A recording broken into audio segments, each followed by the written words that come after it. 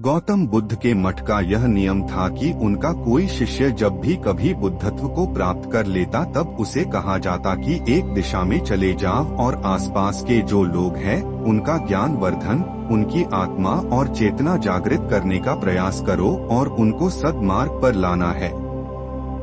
उनका एक शिष्य था जो 6 साल से मठ में रह रहा था और तपस्या कर रहा था। एक दिन वह परेशान हुआ और सोचने लगा कि मेरे गुरुदेव ने मुझे आदेश क्यों नहीं दिया। इसी बात पर नाराज होकर वह गौतम बुद्ध के पास गया और कहने लगा कि मेरी तपस्या में ऐसी क्या कमी रह गई? क्या मैंने ज्ञान अर्जित नहीं किया और अब तक आपने मुझे आदेश नहीं दिया कि जाकर किसी दूसरे जगह पर अपना ज्ञान बांटो, और क्या मैंने बुद्धत्व प्राप्त नहीं किया है?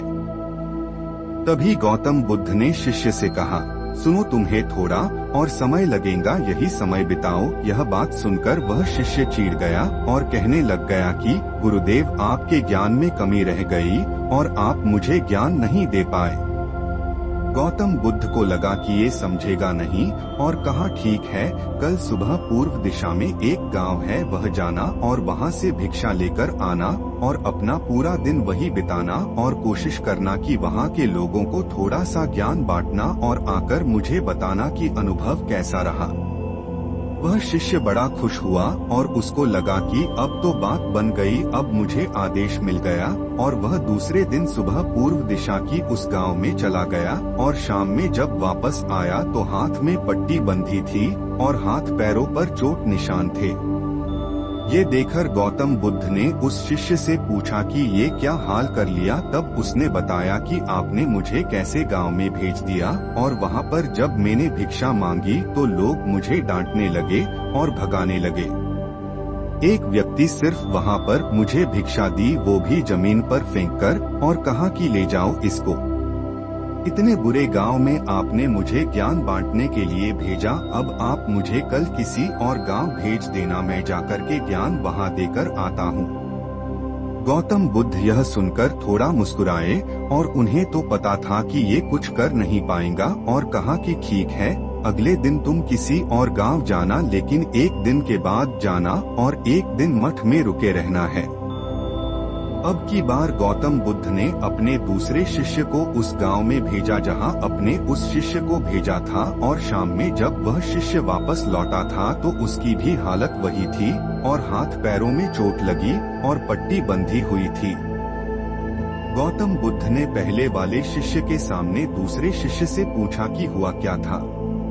तब उसने कहा कि जिस गांव में आपने मुझे भेजा था वहां के लोग बड़े भोले भाले हैं, भिक्षा दे नहीं रहे थे, और एक व्यक्ति ने मुझे जमीन पर फेंककर भिक्षा दी और मैंने उसे स्वीकार कर लिया और उसे आशीर्वाद दिया कि तुम्हारा कल्याण हो।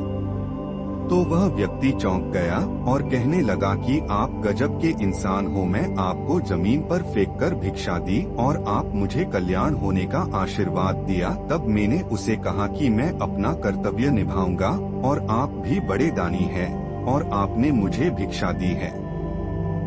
उसके बाद मैं जब वह से निकल रहा तब मैंने देखा कि एक बच्चा बीमार था और मैं जंगल में गया, तब वहां से जड़ी बूटी लाया, और जब मैं लौट रहा था तब कुछ लोगों ने मुझे पकड़ लिया और पूछने लगे कि यह जड़ी बूटी कहाँ लेकर जा रहे हो। तब मैंने उनसे निवेदन किया कि मुझे छोड़ दो, एक बीमार छोटे बच्चे की मदद करनी है, और तब उन्होंने मुझे छोड़ दिया।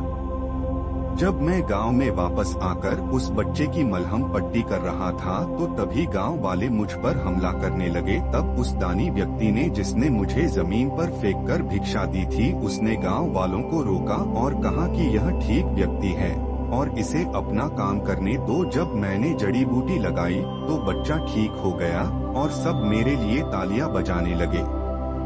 सभी गांव वाले कहने लगे कि कल फिर आना, गुरुदेव मुझे कल फिर उस गांव में भेजिएगा, क्योंकि वह बड़े ही भोले लोग हैं, समझते नहीं हैं, लेकिन प्यार बहुत है, और अब की बार कोशिश करूंगा कि थोड़ा प्यार और ज्ञान उन तक पहुंचाऊं। वो सब ज्ञानी तो है, लेकिन बस अनजान व्यक्ति से बात करने में डरते हैं।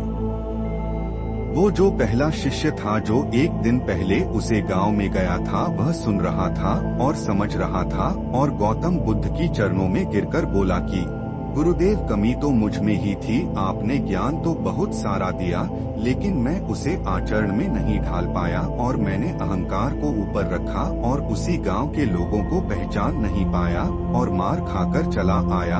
और मार तो इन्होंने भी खाई, लेकिन उनका अहंकार मिट चुका है और ये समझ चुके हैं कि वह लोग भोले भाले हैं और हमें उनसे अलग तरीकों से व्यवहार करना होगा और ज्ञान को आचरण में ढालकर उन लोगों तक पहुंचाना होगा। अगर वीडियो अच्छा लगा हो तो लाइक सब्सक्राइब जरूर करें ताकि ऐसी मोटिवेशन स्टोरी आपको मिलती रहे। नमो बुद्धाय।